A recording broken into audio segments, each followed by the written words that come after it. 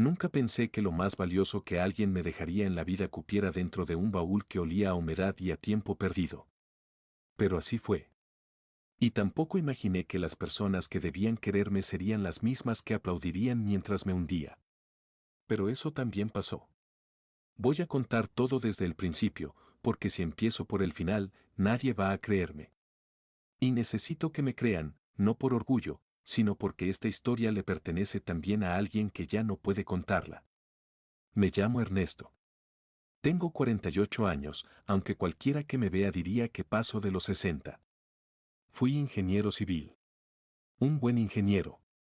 Trabajé en el diseño estructural de 2 puentes peatonales en la zona metropolitana y participé en la construcción de un centro comercial que todavía funciona en el norte de la ciudad.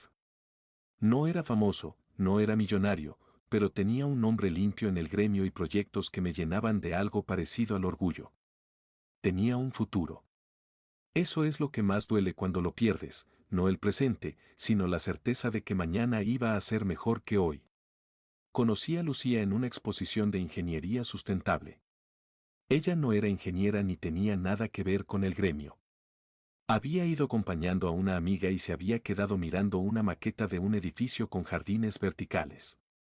Me acerqué porque noté que llevaba 10 minutos observando la misma pieza, y eso me pareció inusual en alguien que supuestamente no entendía del tema.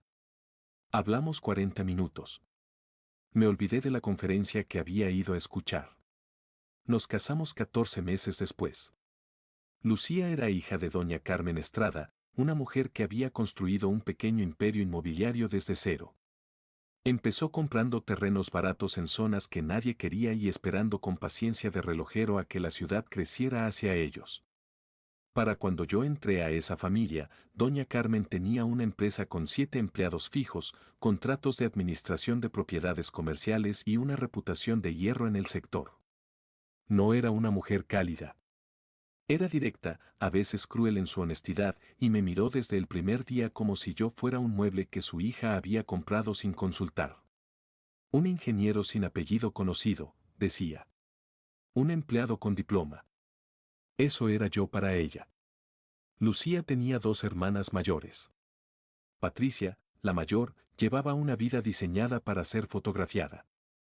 Vivía en otra ciudad, se movía en círculos de gente con dinero, organizaba galas benéficas que en realidad eran excusas para lucir vestidos caros y acumular contactos. Mariana, la del medio, se había casado con un hombre 20 años mayor que ella, dueño de una cadena de farmacias. Vivía en una casa enorme con piscina climatizada y personal de servicio. Las dos trataban a Lucía con un cariño tibio y condescendiente, como si fuera la hermana menor que nunca terminó de crecer. A mí me ignoraban con elegancia. Nunca fueron groseras directamente, simplemente actuaban como si yo no existiera. Los primeros años de matrimonio fueron buenos. Lucía trabajaba en recursos humanos para una empresa mediana. Yo seguía con mis proyectos de ingeniería.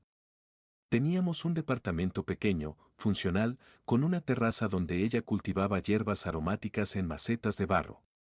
Los domingos cocinábamos juntos y hablábamos de construir una casa propia algún día, con un jardín de verdad, con espacio para los hijos que planeábamos tener. No tuvimos hijos. Lucía fue diagnosticada con un linfoma no-Hodgkin cuando tenía 31 años. El médico nos explicó la situación con esa frialdad clínica que usan cuando saben que las noticias son malas pero no quieren parecer afectados. Hay opciones de tratamiento, dijo. Hay posibilidades. Las posibilidades se estiraron durante casi 3 años. Quimioterapia, radioterapia, un trasplante de médula que no funcionó como esperaban. Lucía peleó cada día con una fortaleza que me avergonzaba, porque yo a veces entraba al baño y lloraba en silencio mientras ella dormía, incapaz de sostener la fachada un minuto más. Dejé mi trabajo para cuidarla a tiempo completo cuando la enfermedad avanzó al punto de que ya no podía quedarse sola. Vendí 2 proyectos en los que estaba trabajando a colegas por menos de la mitad de lo que valían. No me importó. Lo único que me importaba estaba en esa cama de hospital que habíamos instalado en nuestro departamento. Patricia vino al funeral. Mariana también. Hubo lágrimas, abrazos protocolarios, frases bonitas que sonaban ensayadas. Después se fueron. No volvieron a llamarme. Yo dejé de existir para ellas el mismo día que Lucía dejó de existir para el mundo. Pero antes de irse, Lucía me había pedido algo. Lo hizo una noche, 3 semanas antes de morir, con esa voz que ya casi no era voz, apenas un hilo de sonido que salía de unos pulmones que habían olvidado cómo funcionar. Ernesto, necesito que me prometas algo. No dejes sola a mi mamá. Mis hermanas no van a cuidarla. Lo sé. Las conozco. Prométeme que tú sí lo harás. Se lo prometí. Hubiera prometido cualquier cosa en ese momento. No sabía lo que esa promesa iba a costarme. 6 semanas después de la muerte de Lucía, doña Carmen sufrió un accidente cerebrovascular. La encontré tirada en el piso de su cocina cuando fui a llevarle unas cosas que Lucía había querido que tuviera. Tenía el lado derecho del cuerpo completamente paralizado. Podía hablar, pero con dificultad, arrastrando las palabras como si cada sílaba pesara toneladas. Los médicos dijeron que la recuperación sería parcial en el mejor de los casos.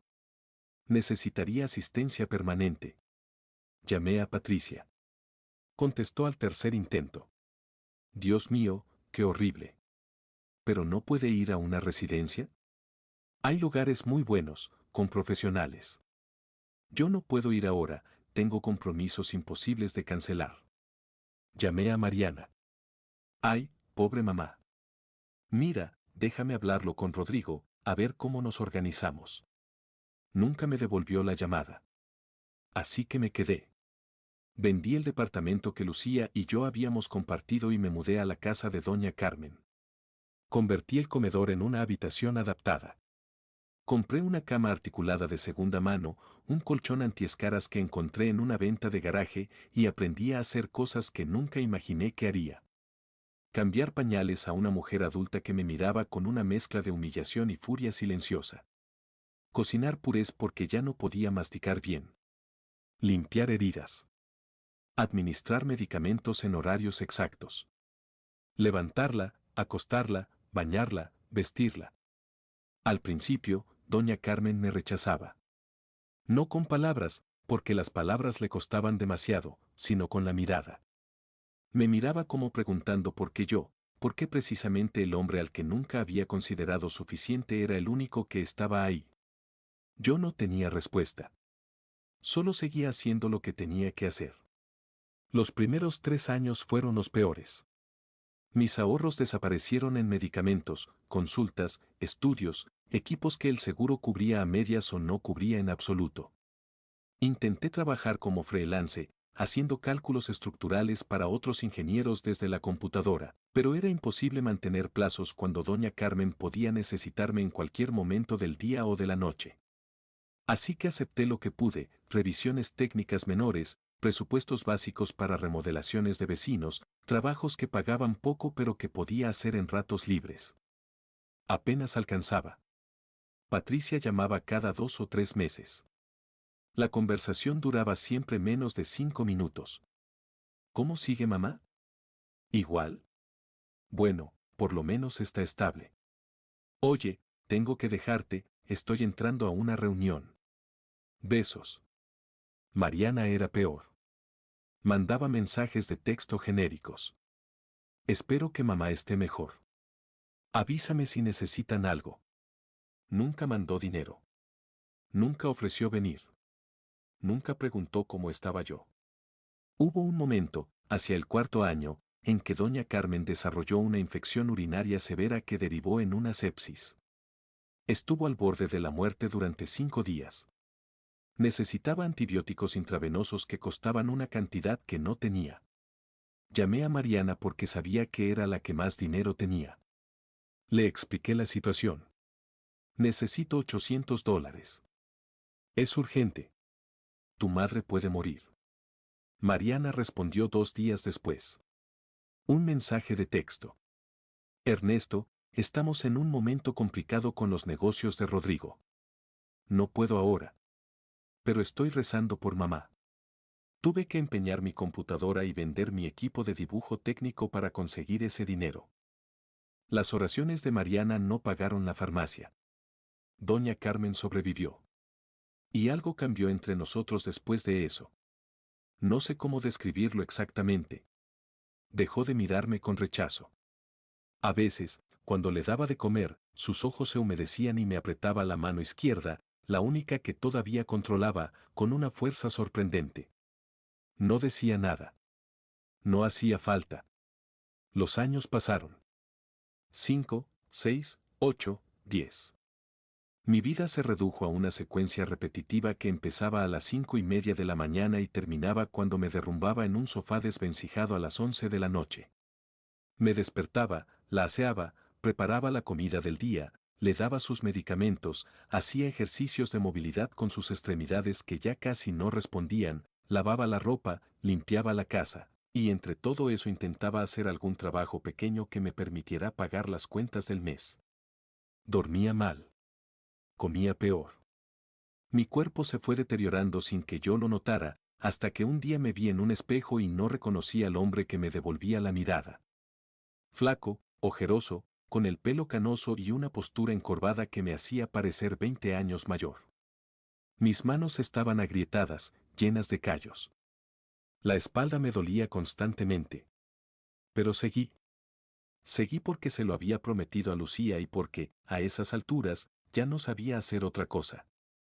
En algún punto del 8º año, doña Carmen empezó a tener momentos de lucidez extraordinaria. Días en que hablaba con más claridad que de costumbre, en que me miraba con una intensidad que me incomodaba. Un día me dijo algo que no entendí en ese momento. Ernesto, cuando ya no quede camino, busca en el baúl. Solo cuando no quede camino. Lo dijo con esfuerzo, pronunciando cada palabra como si la estuviera tallando en piedra. Yo asentí sin darle importancia. Pensé que era la medicación, que la confundía a veces. En el último año, su corazón empezó a fallar. Los médicos dijeron que era cuestión de tiempo. Llamé a Patricia. Tu mamá se está apagando. Deberías venir. Dijo que reservaría un vuelo. No vino. Llamé a Mariana. Si quieres despedirte, tiene que ser pronto. Lloró por teléfono. Prometió que organizaría todo para viajar. Tampoco apareció. Doña Carmen murió un lunes al amanecer. Yo estaba sentado junto a su cama, sosteniéndole la mano, como había hecho casi todas las noches de los últimos 10 años. Su respiración se fue haciendo más lenta, más espaciada, hasta que simplemente dejó de existir. No hubo drama. No hubo palabras finales ni escenas de película. Solo silencio. Un silencio tan profundo que parecía tener peso. Me quedé sentado ahí durante 1 hora sin mover un músculo. No lloraba. Estaba vacío. Sentía como si alguien hubiera apagado algo dentro de mí y no supiera cómo volver a encenderlo. Después llamé a la funeraria. Organicé todo con los $1.500 que quedaban en mi cuenta. Un servicio sencillo, un ataúd modesto, flores del mercado. Patricia llegó al funeral vestida como si fuera a una gala. Negro de diseñador, sombrero, gafas oscuras que probablemente costaban más que todos los medicamentos que yo había comprado ese mes. Mariana apareció del brazo de Rodrigo, su esposo, con un collar que brillaba tanto que daba vergüenza mirarlo directamente. Lloraron frente a los pocos asistentes. Abrazaron a personas que no habían visto en años.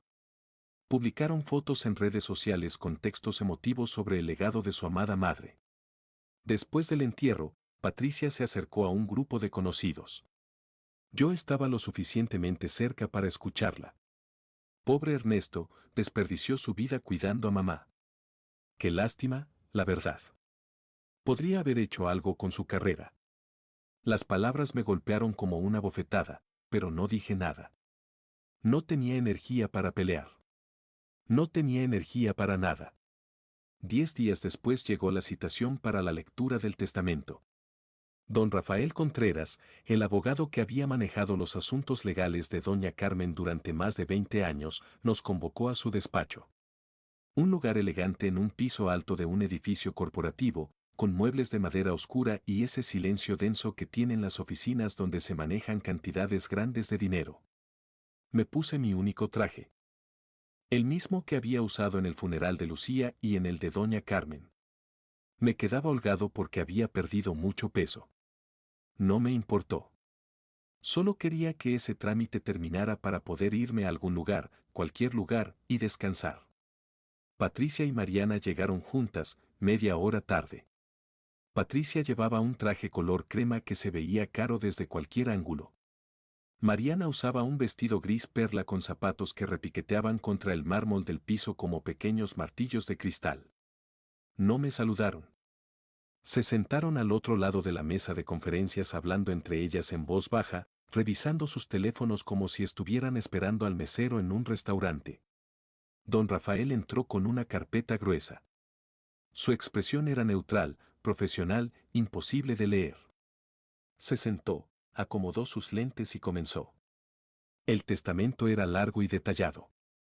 La empresa inmobiliaria, valorada en aproximadamente $9 millones según la última auditoría, quedaba para Patricia. Las 6 propiedades comerciales que doña Carmen tenía a título personal, más 2 cuentas de inversión que sumaban cerca de 4 millones, quedaban para Mariana.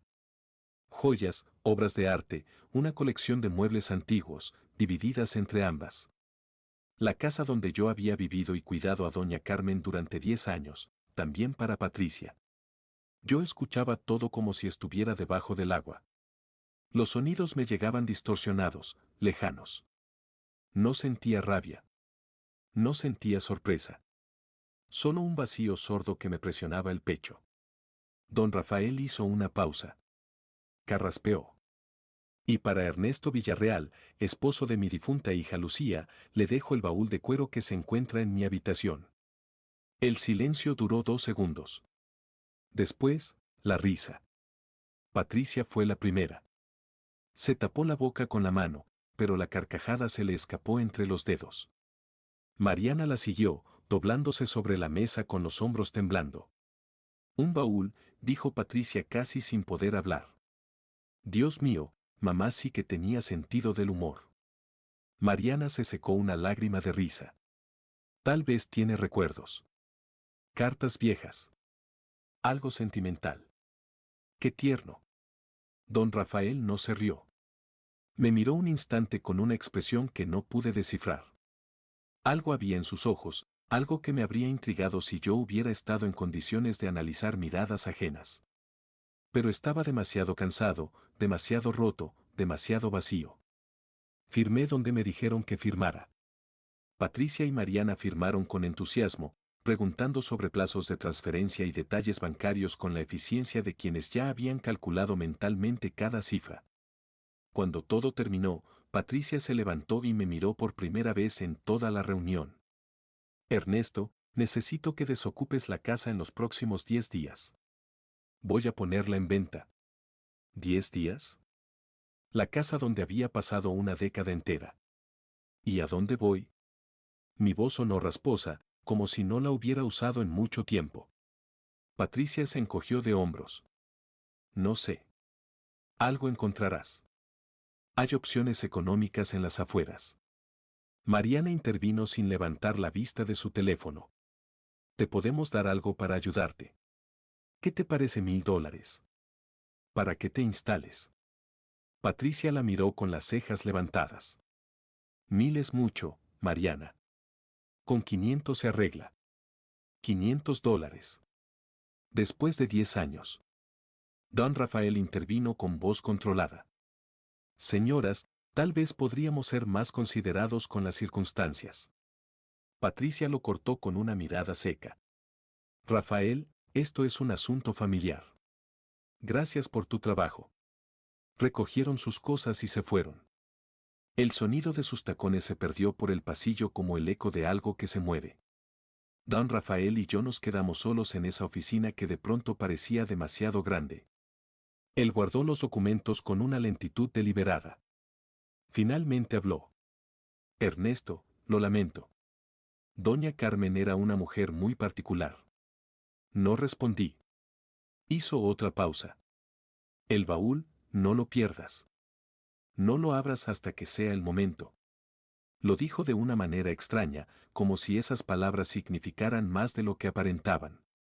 Pero yo no tenía capacidad para descifrar mensajes crípticos. Solo asentí y me fui. Volví a la casa de doña Carmen. Caminé por las habitaciones que conocía mejor que cualquier lugar del mundo. La cama articulada todavía estaba ahí. Los frascos de medicamentos en la mesita de noche. El sillón destruido donde había dormido miles de noches.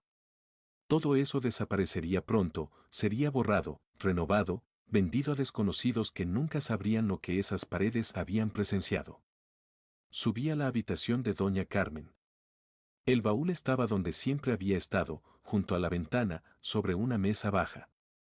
Era un baúl de cuero marrón oscuro, gastado, con herrajes de latón ennegrecido por el tiempo. Medía unos 50 centímetros de largo. Pesaba más de lo que esperaba cuando lo levanté. Algo se movió adentro. No lo abrí.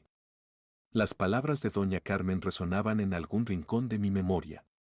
Cuando ya no quede camino. No había llegado a ese punto todavía.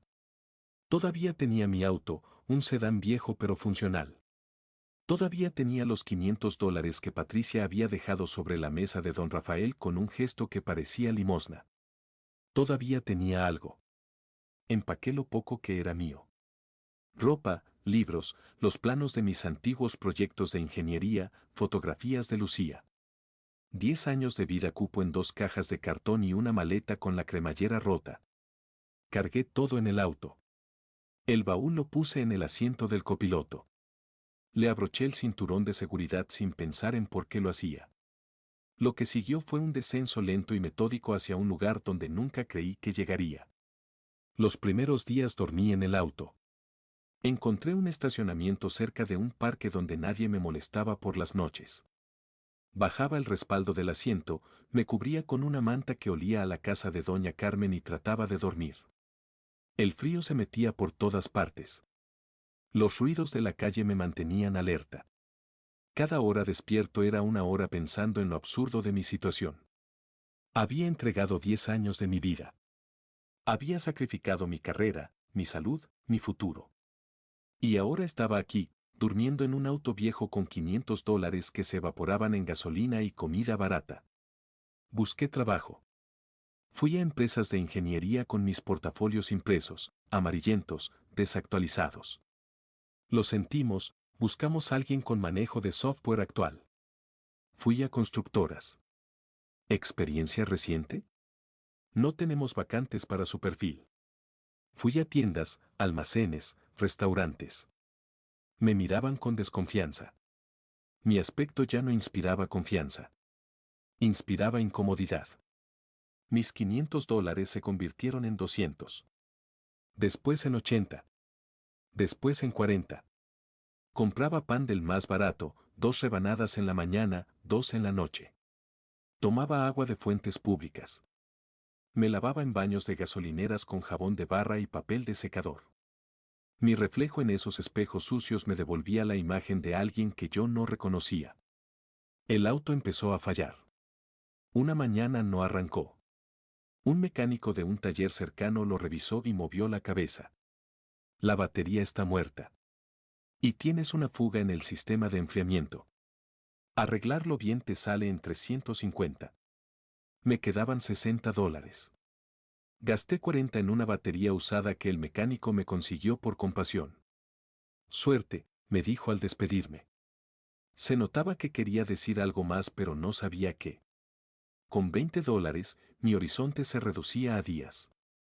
El hambre se convirtió en algo constante, no el hambre pasajera de saltarse una comida, sino esa otra, la que te retuerce el estómago y te nubla el pensamiento, la que te hace mirar los contenedores de basura detrás de los restaurantes con una mezcla de asco y tentación. No llegué a buscar comida en la basura, pero estuve cerca. Más cerca de lo que me gusta admitir. Una tarde, caminando por el centro para no gastar gasolina, vi a Mariana.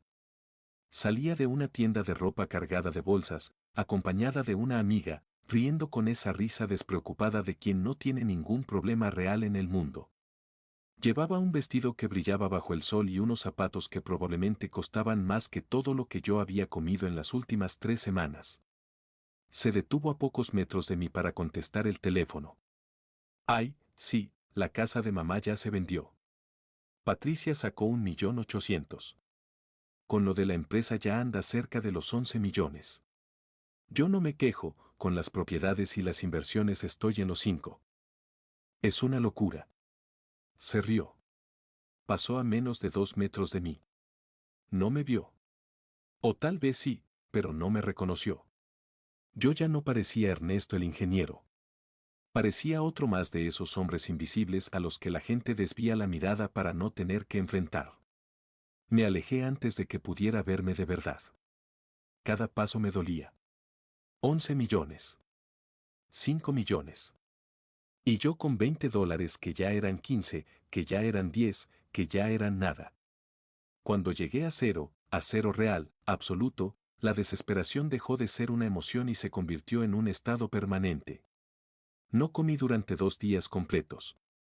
Mi cuerpo temblaba. Me mareaba al ponerme de pie. Una noche, estacionado en mi lugar de siempre, me quedé mirando el techo del auto durante horas. Pensé en Lucía. Pensé en lo que diría si me viera así.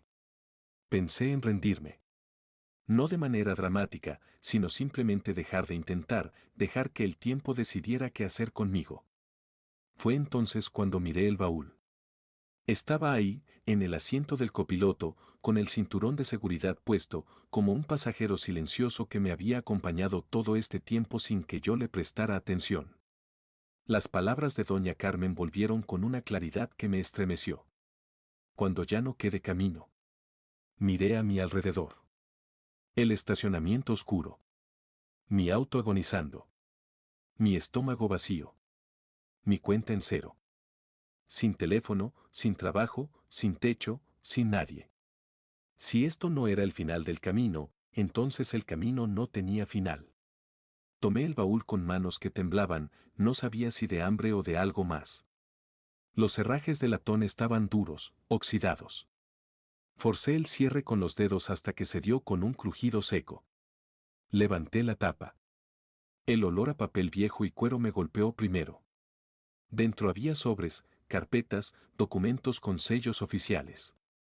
Encima de todo, una carpeta con mi nombre escrito en la letra temblorosa de doña Carmen. Decía, para Ernesto. Leer antes que nada. La abrí bajo la luz amarillenta de la farola que alumbraba el estacionamiento. Era una carta. La reconocí por la forma de las letras, más firmes que en sus últimos años. Debió escribirla antes del derrame, cuando todavía era la mujer de voluntad inquebrantable que yo había conocido al principio. Querido Ernesto, empezaba. Si estás leyendo esto, significa que cumpliste tu promesa. Significa que cuidaste de mí hasta el final, como le juraste a Lucía. Significa que mis otras hijas hicieron exactamente lo que yo sabía que harían, nada. Te dejé este baúl sabiendo que se reirían. Necesitaba que lo hicieran. Necesitaba que mostraran quiénes son realmente delante de testigos, delante de ti. Porque lo que vas a encontrar aquí cambia todo. Mi corazón empezó a latir de una manera que no había sentido en años. Seguí leyendo. Hace 17 años, cuando Lucía aún vivía y tú estabas empezando tu carrera, transferí el 65% de las acciones de la empresa a un fideicomiso irrevocable. Ese fideicomiso lleva tu nombre. Fue constituido ante notario, registrado legalmente y permanece inactivo hasta mi muerte. El testamento que Rafael leyó es auténtico. Patricia heredó la empresa, sí. Pero solo posee el 35% de las acciones. Tú tienes el 65%. Tú decides. Tú controlas. Dejé de respirar. Leí el párrafo otra vez. Y otra vez. El 65% de una empresa valorada en 9 millones de dólares. Mi cabeza intentaba hacer cálculos pero los números se negaban a tomar forma. Casi 6 millones.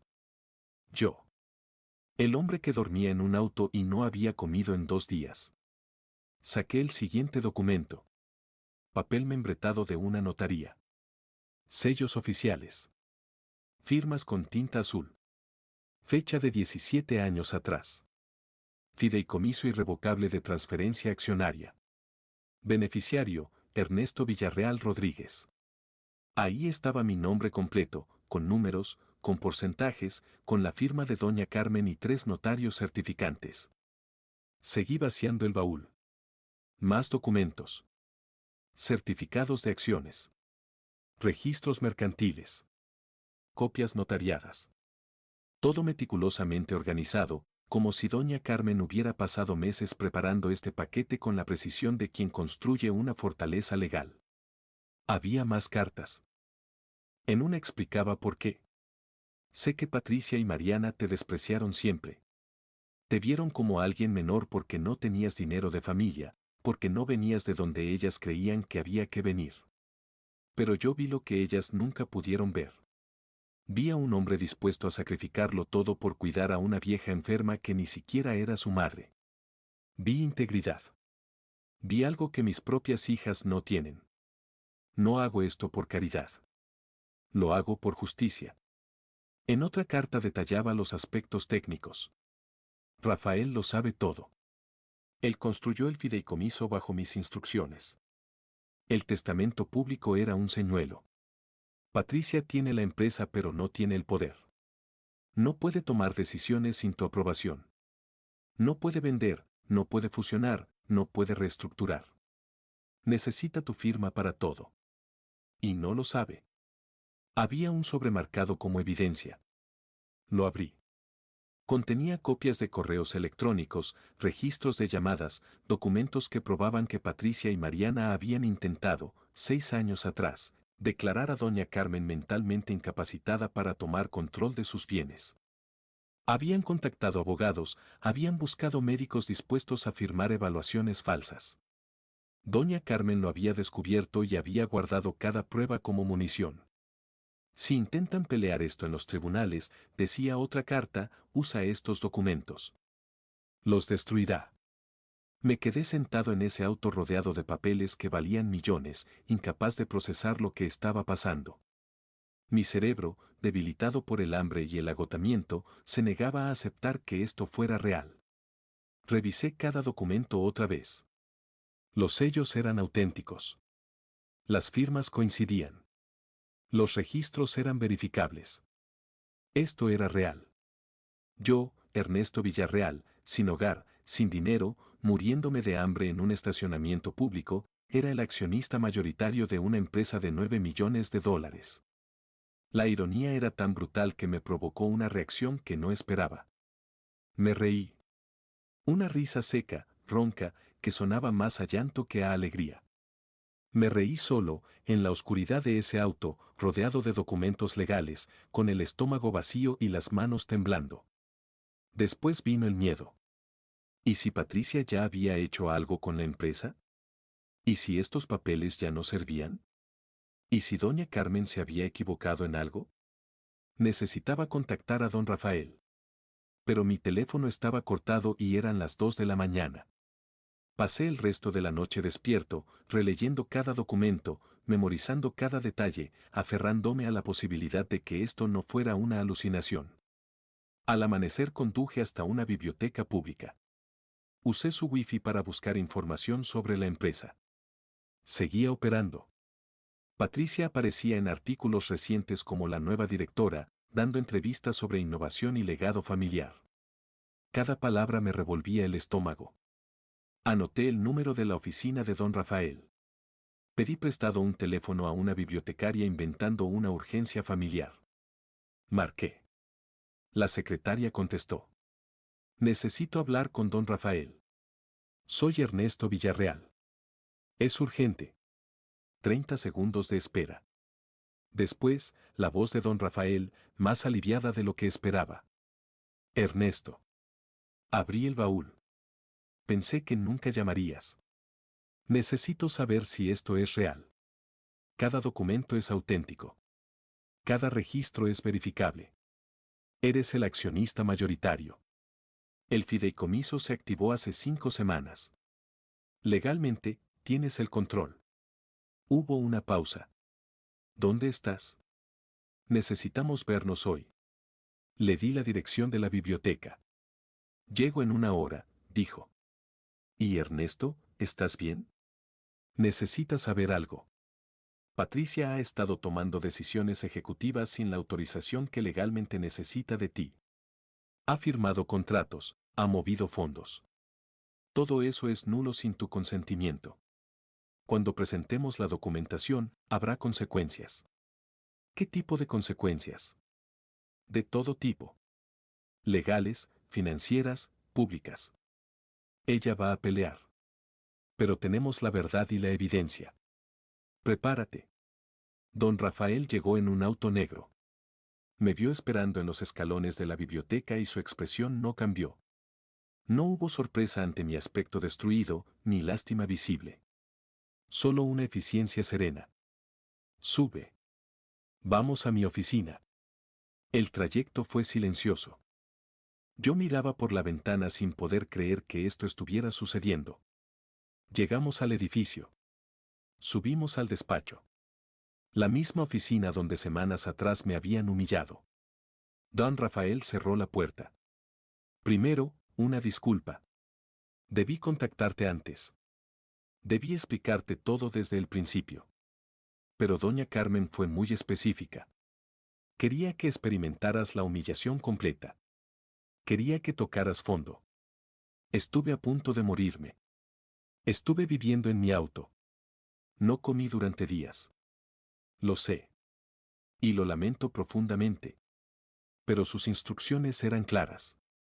No debía intervenir hasta que tú abrieras el baúl y me buscaras.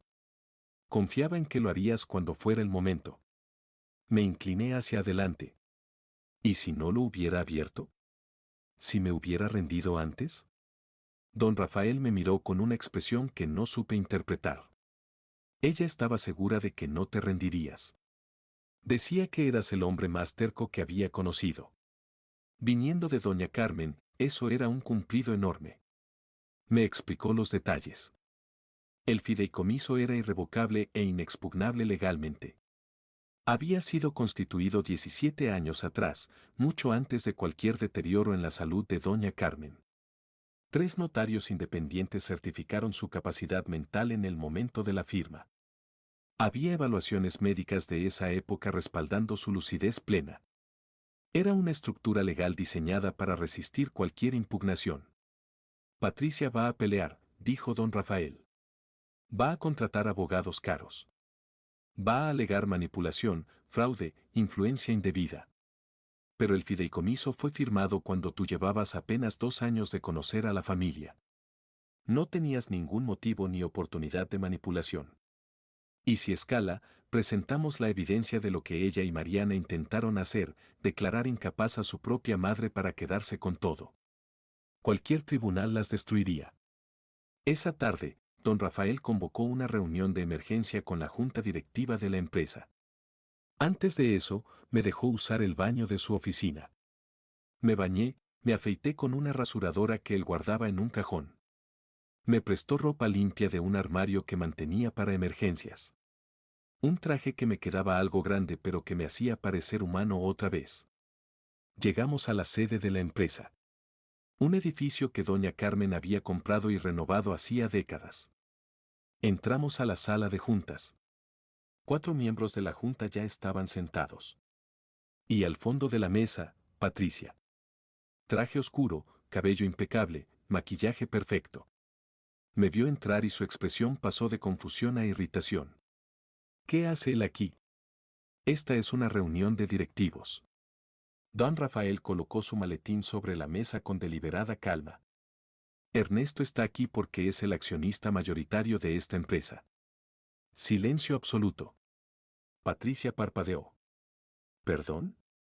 Don Rafael abrió el maletín y comenzó a distribuir copias de los documentos. Hace 17 años, doña Carmen estableció un fideicomiso irrevocable transfiriendo el 65% de las acciones a Ernesto Villarreal. El fideicomiso se activó automáticamente 30 días después de su fallecimiento. Aquí está toda la documentación certificada. Registros notariales, registros mercantiles, evaluaciones médicas de capacidad. Todo en orden. Los miembros de la junta tomaron los documentos y empezaron a revisarlos. Patricia se puso de pie. Su silla chirrió contra el piso. Esto es un fraude. Mi madre estaba senil. Cualquier documento que haya firmado en sus últimos años es nulo. El fideicomiso fue firmado hace 17 años, respondió don Rafael sin alterar la voz. Cuando tu madre tenía 61 años y gozaba de plena salud mental.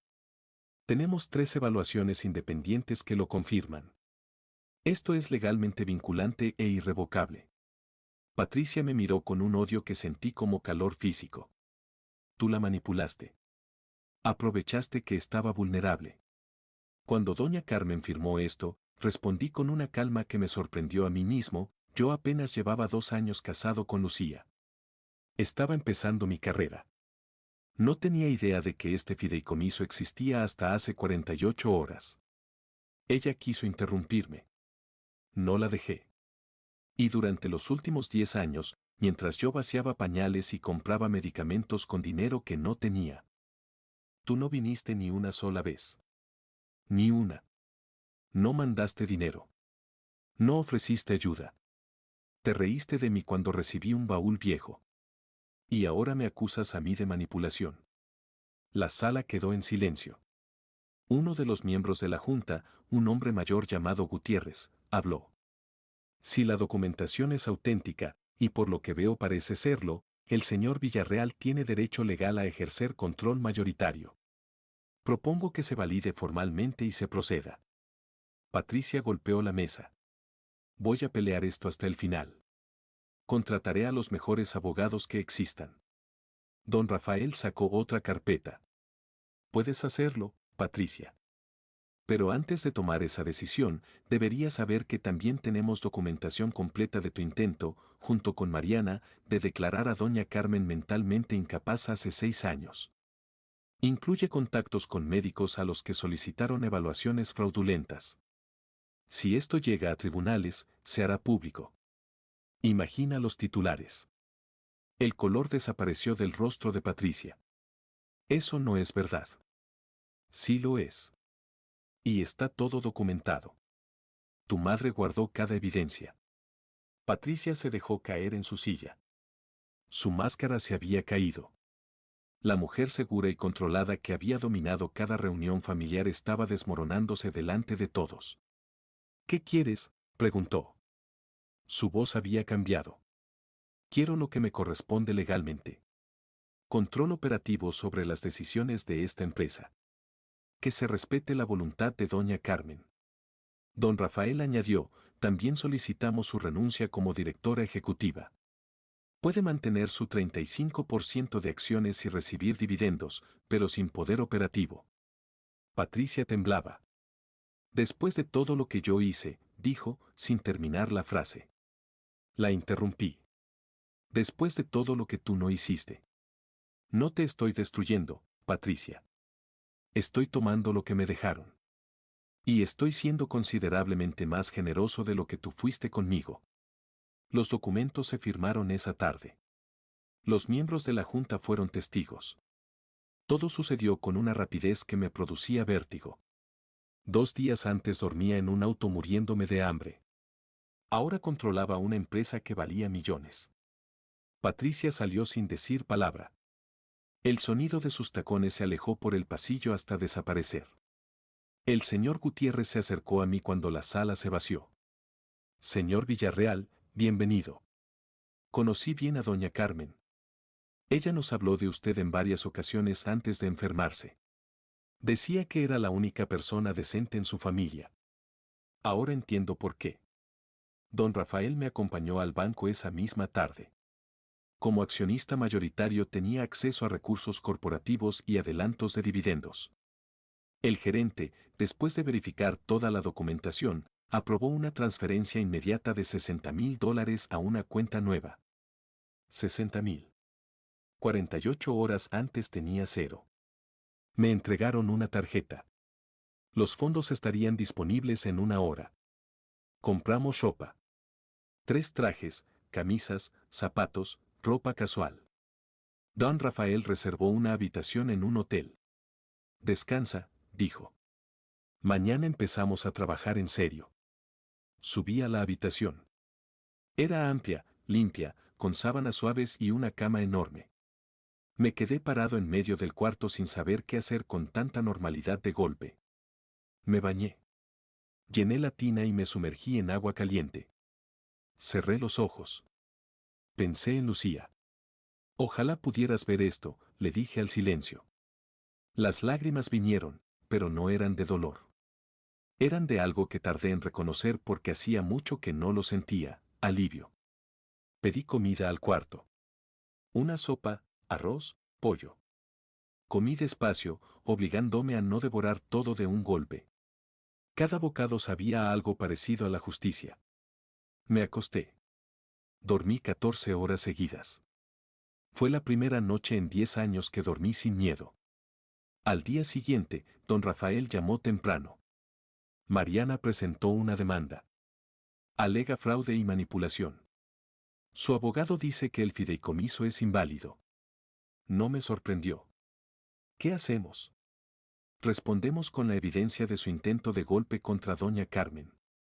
Cuando vean lo que tenemos, retrocederán. Pasamos 3 horas preparando mi declaración.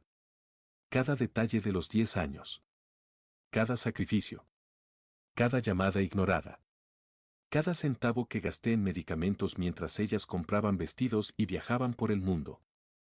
Cuando terminamos, don Rafael asintió.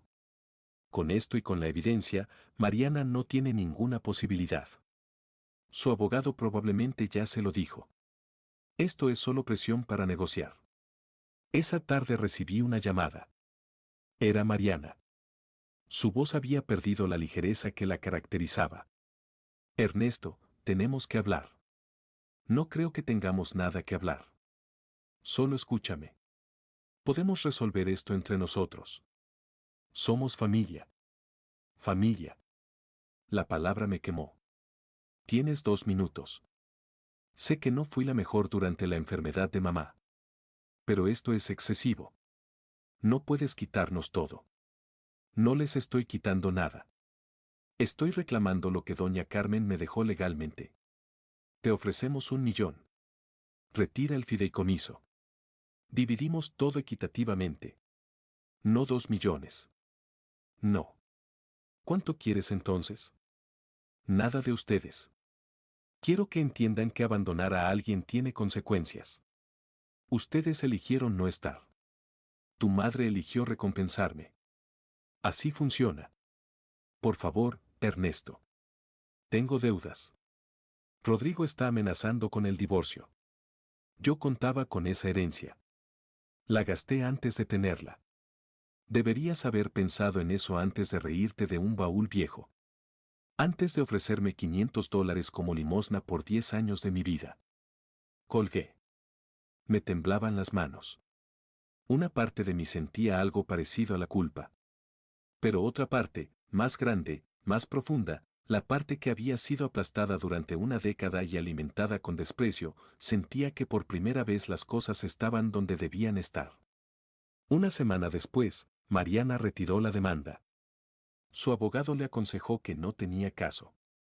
Patricia tampoco peleó. Don Rafael me confirmó que ambas habían aceptado los términos. Mantienen sus acciones minoritarias y reciben dividendos, pero sin voz en las decisiones de la empresa. Victoria. Pero no sentía euforia. Sentía algo más complejo. Alivio, sí, pero también un cansancio profundo y una tristeza que no tenía que ver con el dinero sino con el tiempo. 10 años que no iban a volver. Una carrera que había muerto. Un cuerpo deteriorado. Una vida que podría haber sido muy diferente. Me mudé a un departamento modesto. 2 habitaciones, cocina funcional, una terraza pequeña donde puse macetas con hierbas aromáticas como las que Lucía cultivaba. No quise comprar nada ostentoso. No era mi naturaleza. Nunca lo había sido. Contraté a un administrador profesional para la empresa, alguien con experiencia que pudiera manejar las operaciones sin que yo tuviera que vivir encadenado a una oficina. No iba a sacrificar otra década de mi vida por obligación. Ya había dado suficiente. Las semanas siguientes fueron extrañas. Tenía dinero por primera vez en años, pero no sabía qué hacer con él. No me interesaban los lujos. No me interesaba demostrar nada. Lo que me interesaba era algo que tardé tiempo en articular con claridad. Una tarde, sentado en un parque mirando a la gente pasar, lo entendí. Durante 10 años había sido invisible. Un cuidador sin nombre, sin reconocimiento, sin ayuda. Y sabía que había millones de personas en esa misma situación. Gente que sacrifica su vida entera por cuidar a un padre enfermo, a una madre que no puede valerse, a un familiar que el mundo ha olvidado. Gente que pierde su carrera, su salud, sus ahorros, su identidad y que no recibe nada a cambio. Ni dinero, ni gratitud, ni siquiera la dignidad de ser vista. Llamé a don Rafael. Quiero crear una fundación. Para cuidadores familiares. Personas que están donde yo estuve. Quiero darles lo que nadie me dio a mí, recursos, apoyo, reconocimiento. Hubo una pausa al otro lado de la línea. Doña Carmen estaría orgullosa, dijo. Lo sé. Por eso quiero hacerlo. La fundación se estableció en 3 meses. Usamos parte de las ganancias de la empresa para financiarla. Empezamos ayudando a familias de la ciudad. Les proporcionábamos dinero para medicamentos, para equipos médicos, para contratar ayuda profesional que les diera descanso. Les ofrecíamos terapia psicológica, asesoría legal, acompañamiento. Les decíamos algo que yo nunca escuché de nadie durante 10 años, lo que estás haciendo importa y tú también importas. Las historias que recibíamos eran devastadoras. Personas al borde del colapso. Exactamente como yo había estado. Una mujer que llevaba 8 años cuidando a su esposo con Alzheimer sin recibir ayuda de ningún familiar. Un hombre que había abandonado su negocio para cuidar a su madre con esclerosis múltiple y ahora vivía de prestado. Una adolescente que se hacía cargo de su abuela postrada mientras sus padres trabajaban dobles turnos y nadie le preguntaba cómo estaba ella. Cada historia me rompía y me sanaba al mismo tiempo. No estaba solo. Nunca había estado solo. Solo me habían hecho creer que lo estaba. Pasó un año. La fundación creció más de lo que esperé. Habíamos ayudado a más de 300 familias. Recibía cartas constantemente. Gente agradeciéndome por darles esperanza cuando ya no les quedaba nada. Cada carta era una confirmación de que todo lo que había vivido no había sido en vano. De Patricia supe poco. Se había mudado a otra ciudad. Escuché que estaba trabajando en algo relacionado con servicios sociales. No sé si era auténtico o si era una estrategia para rehabilitar su imagen pública. No me importó demasiado. De Mariana supe menos. Su divorcio fue complicado y público. Había perdido mucho en el proceso. Desapareció del radar social. No sentí satisfacción por su caída. Tampoco sentí lástima. Las decisiones tienen consecuencias. Eso es todo. Un día, unos 6 meses después de que todo se resolviera, recibí un mensaje de Patricia. Solo decía, necesito hablar contigo. Sin exigencias, sin drama. Solo esa frase. Lo dejé en visto durante 3 días. Después respondí. ¿Sobre qué? Sobre mamá. Sobre lo que hice. Solo quiero hablar. Acepté verla en una cafetería. Llegué primero. Pedí un café y esperé. Patricia entró 10 minutos después. Se veía diferente. Sin maquillaje elaborado, ropa sencilla, el pelo recogido de cualquier manera. Se sentó frente a mí sin hablar durante un rato largo. Finalmente dijo, no vine a pedir nada. Solo vine a decirte que tenías razón. Y que lo siento. Me sorprendió. No la interrumpí. Encontré una carta de mamá entre mis cosas. La escribió hace años, antes de enfermarse. Nunca la había abierto porque no me pareció importante. La leí hace un mes. Me decía que estaba decepcionada de mí. Que había criado a una mujer vacía. Que esperaba que algún día alguien me enseñara lo que significa cuidar de verdad a otra persona. Tú fuiste esa lección, Ernesto. Bebió su té con manos que temblaban. Perdí casi todo. Mi reputación, mis amistades, mi matrimonio, que en realidad nunca fue un matrimonio real. Todo estaba construido sobre la expectativa de una herencia. Cuando eso cayó, todo cayó. Pero lo peor no es eso. Lo peor es que mamá tenía razón. Sobre mí, sobre Mariana, sobre ti. Sobre todo. Me quedé en silencio un momento. Parte de mí quería decirle que era demasiado tarde, que las palabras no borran 10 años de abandono. Pero otra parte, la parte que Lucía había amado, la parte que doña Carmen había confiado en que sobreviviría, sintió algo que se parecía a la compasión. No necesito tu disculpa para seguir adelante, dije finalmente. Ya lo hice. Pero gracias por decirlo. Patricia asintió. Lo sé. Solo necesitaba decirlo. Se puso de pie. Antes de irse, dijo algo más. La fundación que creaste, leí sobre ella. Es exactamente lo que mamá habría querido. Si algún día necesitas voluntarios, cuenta conmigo. No tengo mucho que ofrecer, pero tengo tiempo. La miré. Sus ojos mostraban algo que no había visto antes en ella. Algo parecido al arrepentimiento genuino. Ven la próxima semana a la oficina de la fundación. Hablaremos. Su rostro se iluminó brevemente. Esto no borra el pasado, Patricia. Solo construye algo diferente. Lo sé. Y es suficiente. Se fue. La vi salir de la cafetería con paso lento, sin la seguridad altiva de antes. No sentí victoria. No sentí satisfacción. Solo sentí el peso enorme de todo el tiempo que se había perdido y que ninguna cantidad de dinero ni de disculpas podía recuperar. 2 años después de abrir el baúl, la fundación tenía presencia en 4 ciudades. Habíamos ayudado a más de 1000 familias. Patricia trabajaba como coordinadora de voluntarios. Había cambiado, no completamente, las personas nunca cambian del todo, pero sí lo suficiente como para que el cambio fuera visible. Se había vuelto más silenciosa, más atenta, más presente. Mariana nunca apareció. Una tarde de noviembre, en el aniversario de la muerte de doña Carmen, visité su tumba. Llevaba flores del mercado, no caras, sino del tipo que ella habría aprobado, prácticas, coloridas, sin pretensiones. Me arrodillé frente a la lápida y hablé en voz baja, como si ella pudiera escucharme. Lo hice, Carmen. Usé lo que me dejaste para construir algo que vale la pena. No las destruí cuando pude hacerlo. No usé el poder para venganza. Lo usé para que otras personas como yo no tengan que pasar por lo que yo pasé. Espero que eso sea suficiente. Espero que Lucía también lo sepa. Después caminé hasta la tumba de Lucía, que estaba cerca. Me senté en el pasto junto a la lápida.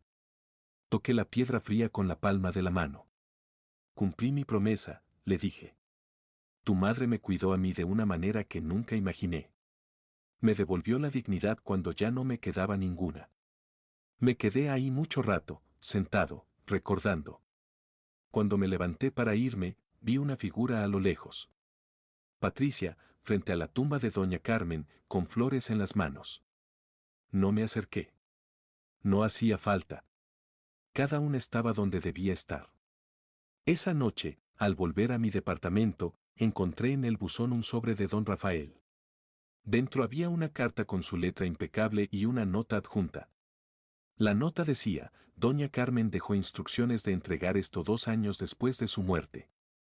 La carta era de ella. Querido Ernesto, si lees esto, significa que sobreviviste.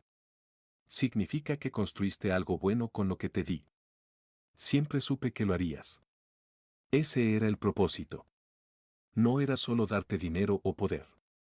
Era demostrarte tu propio valor.